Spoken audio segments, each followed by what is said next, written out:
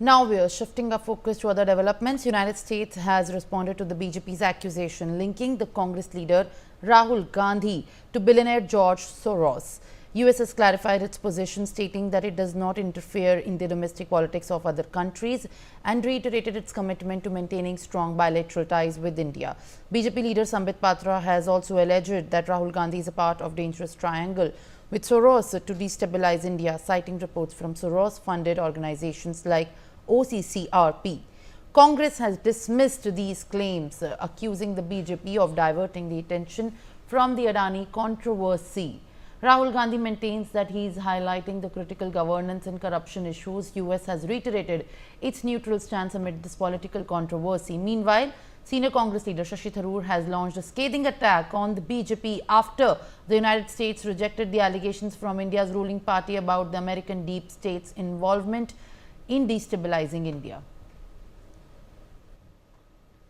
All right, political analyst Raj Lakshmi Joshi joins me live on the broadcast. In fact, very good morning and thank you for speaking to us. At this point, the Soros plot has only been intensifying with the allegations and a tick for tat commentary on the controversy. How do you view, in fact, the United States reply at this given point of time?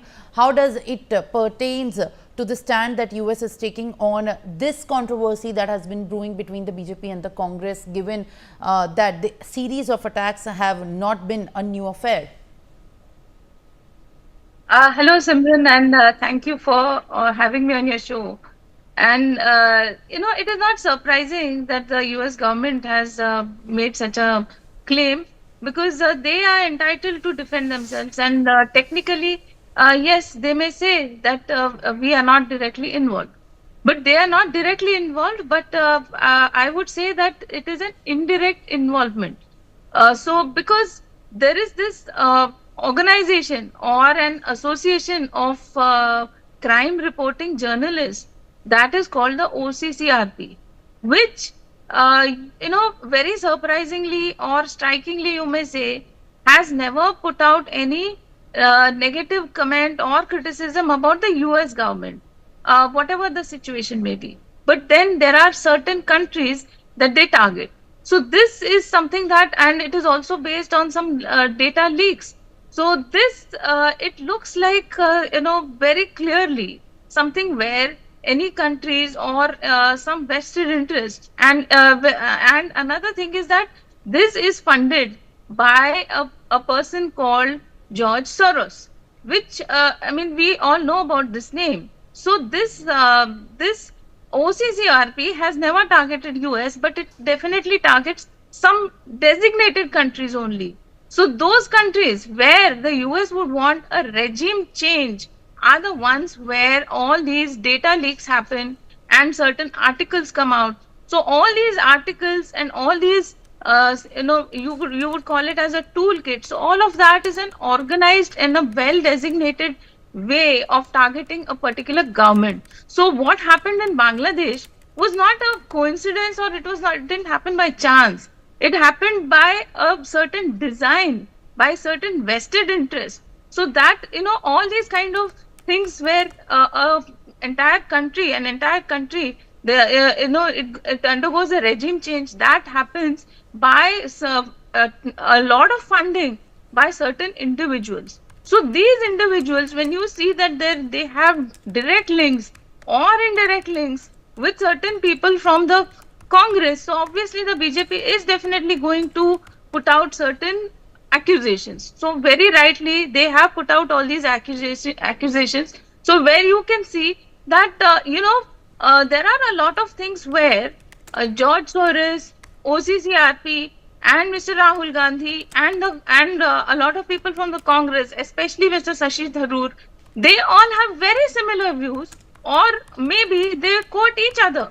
In for example, Rahul Gandhi may be quoting an article from one of the articles which was funded by OCCRP, which is again funded by George Soros. So these articles or these accusations against Mr. Adani, for example, so all of this very vehemently the Congress has been against Mr. Gautam Adani, who had incidentally congratulated Donald Trump when he won the presidential election.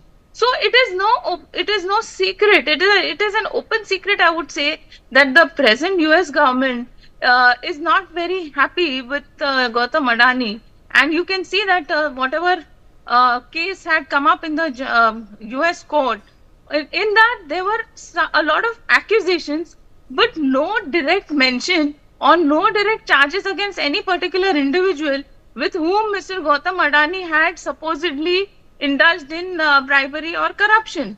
So it was very clearly a hit job against Mr. Gautam Adani, and then Mr. Rahul Gandhi uses these accusations as a way of targeting and hitting at PM Modi. So that is why the BJP is hinting or is making all these accusations, saying that all of this is a way of bringing out certain protests. Like you can see again, the farm protests have come up.